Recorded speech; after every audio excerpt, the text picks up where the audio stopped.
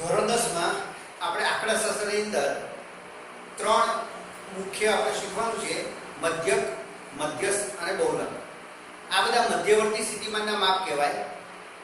પરંતુ આપણે અહીંયા ધોરણ 10 ની અંદર મધ્યક, મધ્યસ્થ અને બહુલકનો અભ્યાસ કરવાનો છે, જે આગળ જતા કોમર્સ લાઈનમાં પણ કામ લાગશે. જેથી કરીને આપણે પહેલા મૂળભૂત શબ્દો વિશે અને સૂત્રો વિશે આપણે શીખીએ. પહેલા સૌથી પહેલી વાત છે મધ્ય કિંમત. તમે આગળ ભણી જ ગયા છો, પણ તે છતાં એમ કહી શકાય કે આપેલા વર્ગની ઉધ્વ સીમા અને અધર સીમાની સરેરાશ આપેલા વર્ગની મધ્ય કિંમત કહે છે. દાખલા તરીકે 0 થી 9 નો વર્ગ હોય તો 0 + 9 ભાગ્યા 2 એટલે કે 9 ભાગ્યા 2 એટલે 4.5 થાય, તો એની મધ્ય કિંમત કહેવાય. 0 થી 10 હોય તો 0 + 10 ભાગ્યા 2 એટલે મધ્ય કિંમત 5 થાય. તો આપણે આ રીતે મધ્ય કિંમત શોધી શકીએ. મધ્ય કિંમત બરાબર આપેલા વર્ગની ઉધ્વ સીમા વત્તા અધર સીમા ભાગ્યા 2. હવે વર્ગ લંબાઈ કોઈ પણ વર્ગના ઉધ્વ સીમા બિંદુ અને અધર સીમા બિંદુના તફાવતને તે વર્ગની વર્ગ લંબાઈ કહે છે. ધારો કે 1 થી 10 નો વર્ગ હોય તો ઉધ્વ સીમા બિંદુ અને એનું અધર સીમા બિંદુ શોધવાનું છે, અને ત્યારબાદ તમારે એનો તફાવત કરવાનો છે. તો એ રીતે આપણને વર્ગ લંબાઈ મળે છે. જેમ કે 10 થી 19 હોય તો 10 નું ઉધ્વ સીમા બિંદુ 10 થી 19 તો 19.5 થાય, અને અધર સીમા બિંદુ 9.5 થાય. તો 19.5 ઓછા 9.5 એટલે વર્ગ લંબાઈ તમને 10 મળે. તો આ રીતે વર્ગ લંબાઈ શોધવાની છે. ઉધ્વ સીમા બિંદુ, અધર સીમા બિંદુ શોધી બંનેનો તફાવત કરો તો તમને વર્ગ લંબાઈ મળે. આપણે એને h તરીકે પણ શોધી શકીએ છીએ, જેનો સૂત્રમાં આગળ આપણે ઉપયોગ કરવાનો છે.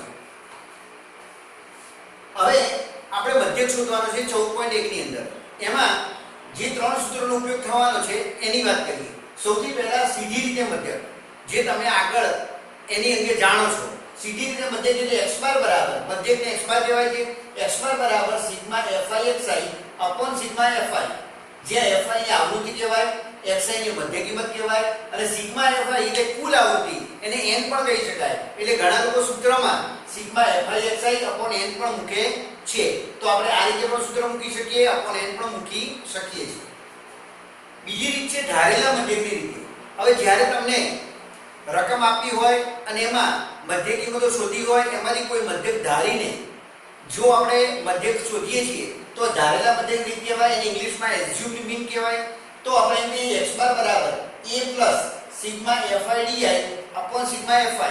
અહીંયા a જે ધારેલો મધ્યક છે, અને ધારેલો મધ્યક શેમાંથી ધારવાનો છે? તો જે મધ્ય કિંમતની લાઈન છે એમાંથી બરોબર વચ્ચેનો મધ્યક ધારી લેવાનો છે, એને a કહેવાનો છે. પછી di બરાબર xi - a કરવાનું છે.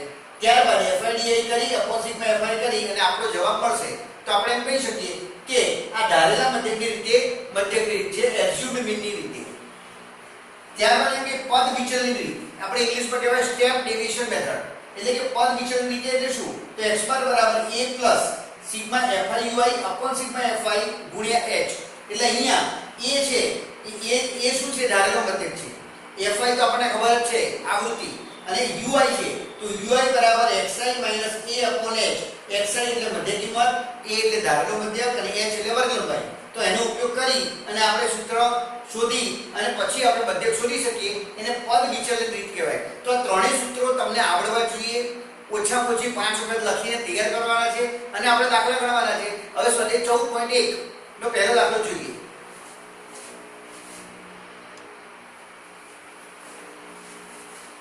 અહીંયા દાખલા નંબર 1 ની અંદર આપણે ઘર દીઠ છોડની સંખ્યાઓનો મધ્યક શોધવાનો છે. હવે અહીંયા 20 ઘરની અંદર વનસ્પતિના છોડની સંખ્યા શોધી તેનો મધ્યક શોધવાનો છે. અહીં આપણે બે વિગત આપેલી છે. પહેલી વિગત છે છોડની સંખ્યાના વર્ગો આપેલા છે.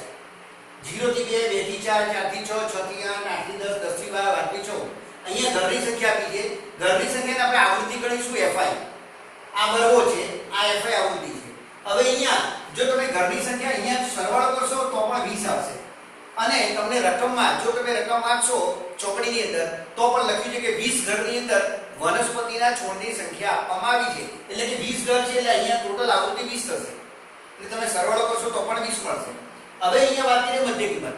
મધ્ય કિંમત માટે આપણે આગળ જોઈ ગયા કે ઉધ્વ સીમા વત્તા અધર સીમા ભાગ્યા 2. તો અહીંયા લખી કે 0 + 2 ભાગ્યા 2 એટલે આપણને મળશે 1. 2 + 4 એટલે 6, 6 ભાગ્યા 2 મળે એટલે અહીંયા કેટલા મળશે 3. એવી રીતે અહીંયા મળશે 5, અહીંયા મળશે 7, અહીંયા 9. હવે અહીંયા આમ કરતા રહીએ 6 + 8 ભાગ્યા 2 કરીએ તો 14 ભાગ્યા 2 એટલે 7 મળે છે. એ સિવાય બી તમે જુઓ તો 1 પછી 3 આયા એટલે કે 1 ને 2 3, 3 ને 2 5, 5 ને 2 7, 7 ને 2 9. હવે 9 પછી 2 ઉમેરી કેટલા આવશે 11. અને અહીંયા કરશો તો પણ ઈ જ આવશે કે 10 + 12 એટલે 22, 22 ભાગ્યા 2 એટલે 11 આવે. અહીંયા 11 પછી આવશે 13. અહીંયા પણ 12 + 14 કરશો એટલે 26 આવશે, 26 ભાગ્યા 2 એટલે 13 આવશે. હવે આ તમને મધ્ય કિંમત મળી. હવે અહીંયા તમે વિચાર કરો કે સીધી રીતનો ઉપયોગ કેમ કર્યો? fi xi છે તો સીધી રીત કેમ વાપરી? તો કે અહીંયા fi ની કિંમત નાની છે, xi ની કિંમત પણ નાની છે, તો આપણે એ સીધી રીતનો ઉપયોગ કરીશું. જો આ કિંમતો મોટી હોય, 2 આંકડા કે 3 આંકડાની હોય તો આપણે પદ વિચલન અથવા ધારેલા મધ્યકની રીતે પણ કરી શકીએ છીએ. આ દાખલો પણ ધારેલા મધ્યકની રીતે થઈ શકે છે, પદ વિચલનની રીતે પણ થઈ શકે છે. પરંતુ આ સંખ્યા નાની હોવાથી આપણે સીધી રીતે મધ્યક શોધી શકીએ છીએ. પરીક્ષામાં તમારે જે રીત કરવાની કીધી હોય એ જ રીત કરવી પડે. ધારો કે તમને કીધું હોય કે સીધી રીતે મધ્યક શોધો તો તમે પદ વિચલન રીતે કરી શકતા નથી અને જો કરો છો તમને માર્ક મળતા નથી. જો તમને ધારેલા મધ્યકની રીતે મધ્યક શોધવાનું કીધું હોય તો એ જ રીત કરવી પડે. એટલે એનો અર્થ એવો થયો કે તમારે 3 રીતો આવડવી જોઈએ, 3 પ્રકારના સૂત્રો આવડવા જોઈએ અને જે રીત માંગી હોય એ જ રીતે તમારે દાખલો ગણવો પડે.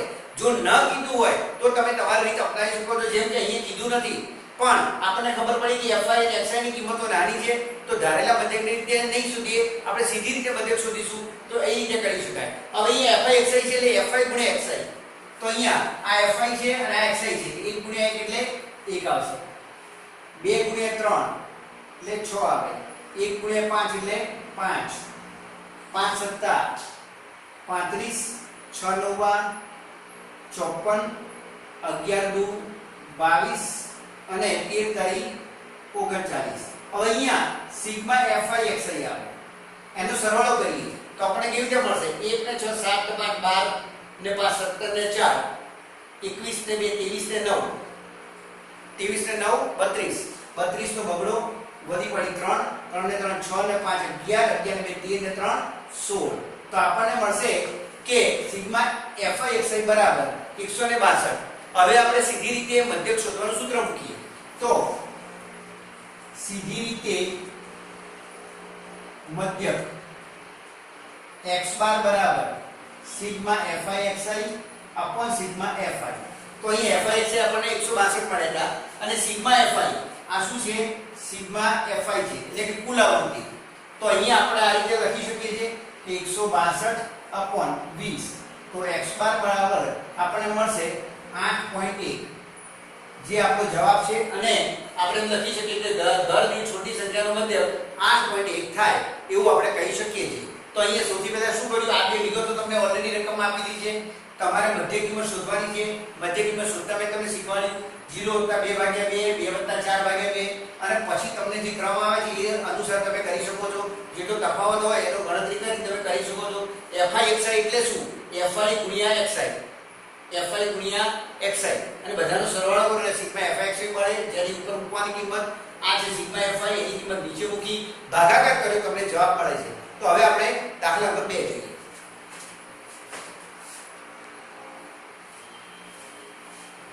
અહીંયા દાખલા નંબર 2 ની અંદર યોગ્ય રીતનો ઉપયોગ કરી કારીગરોના દૈનિક વેતનનો મધ્યક શોધવાનો છે. હવે યોગ્ય રીતે એટલે તમારે નક્કી કેવી રીતે કરવી કે સીધી રીતે મધ્યક શોધવો કે પદ વિચલનથી કે ધારેલા મધ્યકની રીતે. તો અહીંયા જ્યારે વર્ગોની સંખ્યા મોટી હોય એટલે 3 આંકડામાં છે, ગઈ વખતે 3 આંકડામાં હતા 0 થી 2, 2 થી 4 એ રીતનું હતું. અહીંયા 500 થી 520, 520 થી 540 આવા જ્યારે વર્ગો હોય તો પદ વિચલન રીત સહેલી પડે છે અને આપણને આમે આ રીતે આવડવી જરૂરી છે. તો એ રીતે આપણે પદ વિચલન રીતે ઉપયોગ કરીએ, મધ્યક શોધીએ તો આપણે કરીએ. તો સૌથી પહેલી વાત કરીએ કે આપણને બે વિગતો આપેલી છે, વર્ગો આપેલા છે એટલે કે દૈનિક વેતનના વર્ગો અને કારીગરોની સંખ્યા એટલે fi આવૃત્તિ આપેલી છે. તો એ પરથી આપણે સૌથી પહેલા મધ્ય કિંમત શોધવી પડે. મધ્ય કિંમત શોધ્યા પછી મધ્ય ધારેલો મધ્યક જોવાનો છે અને ત્યારબાદ ui શોધવાનો છે અને ત્યારબાદ fi ui કરવાનું છે. તો સૌથી પહેલા આપણે મધ્ય કિંમત શોધીએ. તો મધ્ય કિંમત મેં તમને કીધું એ પ્રમાણે ઉર્ધ્વ સીમા વત્તા અધર સીમા ભાગ્યા 2 એટલે કે 500 વત્તા 520 ભાગ્યા 2. તો આપણને અહીંયા મળશે 510, 520 વત્તા 540 ભાગ્યા 2 તો અહીંયા મળશે 530, હવે અહીંયા તમે જુઓ 510 અને 530 વચ્ચે 20 નો ગેપ છે, તો હવે ફરીથી 20 ઉમેરીએ તો 550 મળે, અને અહીંયા પણ 540 + 560 કરીએ તો અહીંયા ભાગે 2 કરીએ તો આપણને 550 મળશે. એ જ રીતે ફરીથી 20 ઉમેરીએ તો 570 મળશે, અને ફરીથી 20 ઉમેરીએ તો આપણને 590 મળશે. તો આ રીતે આપણે મધ્ય કિંમત શોધી શકીએ. હવે મધ્યક ધારવાનો છે, તો મધ્યક કેવી રીતે ધારવો? આ એની એ ધારવો છે, તો ધારવો મધ્યક કેવી રીતે લેવો? તો એમાં 1 2 3 4 5 પાંચ આંકડા આપેલા છે, પાંચ સંખ્યાઓ છે, એમાં બરોબર વચ્ચેની સંખ્યા લેવાની મોટા ભાગે, અથવા તો જો વચ્ચેની ના મળે તો મોટી આવૃત્તિની સામેની લેવાની. તો આ બે પદ્ધતિ તમારે યાદ રાખવાની. ધારવાનો મધ્યક જે એ શોધવાનો છે એમાં મધ્ય કિંમતની અંદર બરોબર વચ્ચેની સંખ્યા લેવાની, અથવા જો વચ્ચેની સંખ્યા ના હોય, સપોઝ અહીંયા 5 ની જગ્યાએ 4 હોય 6 હોય, તો વચ્ચેની સંખ્યા તમને નથી મળતી, તો તમારે મોટી આવૃત્તિની સામેનું લેવાનું. તો અહીંયા આપણે 1 2 3 4 5 સંખ્યાઓ આપેલી છે, તો બરોબર વચ્ચેની સંખ્યાને આપણે એ ધારીશું. એટલે અહીંયા 550 બરાબર એ ધારીએ તો અહીંયા લખીએ 550. હવે રહ્યો સવાલ h નો, એટલે કે વર્ગ લંબાઈ. તો 500 ની 520, 520 ની 540, એટલે 20 નો ગેપ પડે એટલે વર્ગ લંબાઈ 20 છે. તો અહીંયા આપણે h બરાબર આપણે આવશે 20. હવે અહીંયા સમજી લઈએ કે ui બરાબર xi - a/h. હવે પદ વિચરણ રીતમાં ui નું બહુ મહત્વ છે. ui શોધતા આવડવું જોઈએ. આપણે જે ધારકો મધ્યક ધારીએ છીએ મધ્ય કિંમતની અંદર ધારીએ છીએ. તો સહેલી રીત એ છે, એ જે ગોખેલી રીત કહેવાય. એમાં એવું છે કે જે એ ધારે એની સામે 0 આવે, નીચે 1 આવે, 2 આવે, ઉપર -1 -2 આ રીતે આવી જાય. પણ સમજવાનું રીત જરૂરી છે. સમજાવું તમને કેવી રીતે કે xi - a એટલે કે 510 - 550 એટલે -40 આવે, અને -40 ભાગ્યા h કેટલા હતા 20, તો -40 ભાગ્યા 20, તો 20 દુ 40 એટલે -2 આવે. તો અહીંયા જવાબ આવશે -2. એ જ રીતે 530 - 550 એટલે કેટલા આવશે કે 20 -20, અને -20 ભાગ્યા 20 એટલે -1 આવે. એ રીતે અહીંયા 0 આવે, અહીંયા 1 આવે અને 2 આવે. જો નિયમિત વર્ગો આપેલા છે તો તમે સીધું પણ લખી શકો છો ui ની અંદર કે એ ધારે એની સાથે 0 1 2 ઉપર -1 -2 આ રીતે પણ લખી શકાય છે. કારણ કે 10મા ધોરણમાં મોટા ભાગે નિયમિત વર્ગો આપેલા હોય ત્યારે તમે આ રીતે સીધું પણ લખી શકો, ગણતરી કરવાની જરૂર ના પડે, સીધું જ લખી શકાય. એની સામે 0 પછી -1 -2. પણ જો અહીંયા વર્ગો અનિયમિત આપેલા હોય તો તમારે ચોક્કસથી ગણતરી કરવી પડે. તો અહીંયા આ રીતે ui મળી ગયું. હવે fi ui, તો fi ui એટલે fi ગુણ્યા ui એટલે 12 ગુણ્યા 2, પણ -2 છે એટલે -24 જવાબ આવશે. 14 ગુણ્યા -1 એટલે -14 આવે. 8 ગુણ્યા 0 એટલે 0 આવશે. 6 ગુણ્યા 1 એટલે 6 આવે, અને 10 ગુણ્યા 2 એટલે 20 આવે. તો અહીંયા આપણી પાસે 20 ને 6 26 આયા, અને અહીંયા 20 ને 10 30 ને 38 આયા. તો અહીંયા 26 છે અને અહીંયા 38 છે. આ માઈનસ છે ને આ પ્લસ છે. તો 38 / 26 છે એટલે 12 રહે, પણ અહીંયા મોટાની છે એટલે -12 આવશે. એટલે આપણે સિગ્મા fi ui બરાબર -12 આવશે. સિગ્મા fi કરીએ તો અહીંયા તમે સરવાળો કરો, તમને રકમમાં પણ આપી દેવામાં આવે છે. એ સરવાળો કરો તો કેટલા થશે? 2 ને 4 6 ને 8 14 14 ને 6 20 20 તો શૂન્ય નથી પડી, 2 2 ને 3 ને 4 ને 5. તમે આ રીતે લખી શકો છો. એટલે કે સિગ્મા fi તમને મળે છે 50. હવે આપણે સૂત્ર જોઈએ. તો સૂત્રમાં x બાર બરાબર a + sigma fi ui upon sigma fi ગુણ્યા h. તો અહીંયા એની જગ્યાએ આપણે ધારેલું 550, તો એની જગ્યાએ 550 લખવાના છે. સિગ્મા fi ui -12 છે, અને સિગ્મા fi એટલે કે આનો સરવાળો કેટલો છે 50, અને અહીંયાથી h એટલે કેટલા હતા? વર્ગ લંબાઈ 20 હતી જે આપણે જોઈ હતી. તો અહીંયા આપણે એ રીતે પણ કરી શકીએ છીએ કે આ બિંદુ ગયું 12 દુ 24 -24 ભાગ્યા 5. તો અહીંયા આપણે લખી શકીએ કે 550, અહીંયા માઈનસ છે એટલે -4.80. કેમ કે 24 ભાગ્યા 5 કરો તમે આ રીતે તો તમને જવાબ મળશે, અને એમાં 4.80 મળશે. હવે બાદબાકી કરો તો આપણને જવાબ મળશે કે 545.20.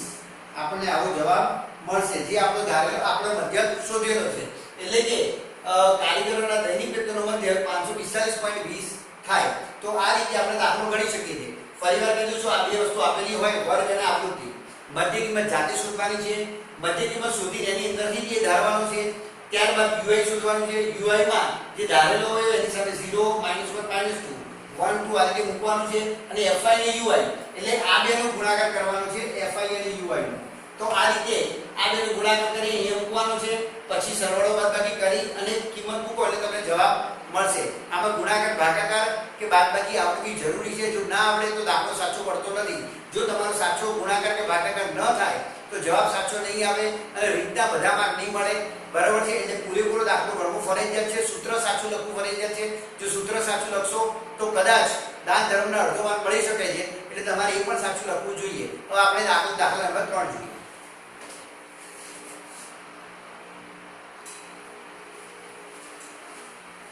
દાખલા નંબર 3 ની અંદર આપણે ખિસ્સા ભથ્થાનો મધ્યક ₹18 છે અને ખૂટતી આવૃત્તિ f શોધવાની છે.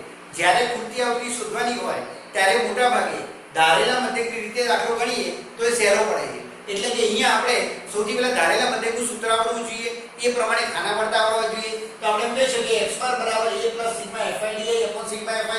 તો આપણે જે ખાના પાડીએ છીએ એમાં આ બે વસ્તુ તમને આપેલી હોય છે, વર્ગો અને સંખ્યા એટલે કે આવૃત્તિ. તમારે મધ્ય કિંમત di અને fi di આ ત્રણ ખાના તમારે અલગથી પાડવા પડે છે. તો તમે અહીંયા જોઈ શકો કે આ વર્ગો આપેલા છે અને આવૃત્તિ આપેલી છે. પણ આવૃત્તિમાં આવૃત્તિ f નથી આપી. આ f નથી આપી એ તમારે શોધવાની છે. તો સૌથી પહેલા આપણે આ બે વસ્તુની મદદથી પહેલા આપણે મધ્ય કિંમત શોધીએ. મધ્ય કિંમત મેં તમને કીધું એ રીતે 11 + 13 ભાગ્યા 2 એટલે 12 આવશે. 13 + 15 ભાગ્યા 2 એટલે 14 આવશે. 16 18 20 22 એટલે 24. આ રીતે મધ્ય કિંમત શોધવાની છે. પણ અહીંયા મધ્ય કિંમત શોધ્યા પછી મધ્યક ધારવાનું છે. એ ધારેલો મધ્યક કેવી રીતે શોધવો?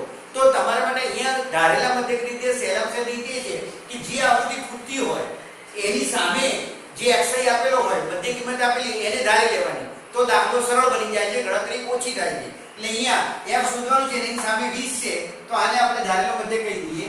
તો આ રીતે આપણે કહી શકાય કે a બરાબર ધારેલો મધ્યક 20. હવે તમે અહીંયા લખી શકો છો કે મેં તમને અગાઉ કીધું એ રીતે કે એની સામે અહીંયા 0 આવશે, અહીંયા 1 આવશે, અહીંયા 2 -1 -2 -3 -4. આ રીતે તમે લખી શકો છો. હવે તમારે fi di કરવાનું છે. તો fi એટલે આ તો અને di આ. તો આ બેનો ગુણાકાર કરી અને પછી અહીંયા લખવાનું છે. તો અહીંયા 7 × 4 -4 એટલે fi × di.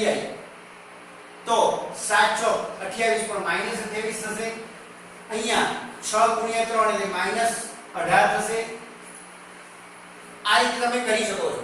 તો અહીંયા xi - a કરવાનું છે. તો અહીંયા આપણે તમે જે કર્યું કે અહીંયા fi di બરાબર આ, તો અહીંયા તમારી ભૂલ થશે. કેમ? કારણ કે જ્યારે તમે અહીંયા આ રીતે di લખશો તો તમારી ભૂલ થશે કે આ રીતે અમલમાં મૂકવાની છે જ્યારે પદ વિચલન રીત હોય ત્યારે.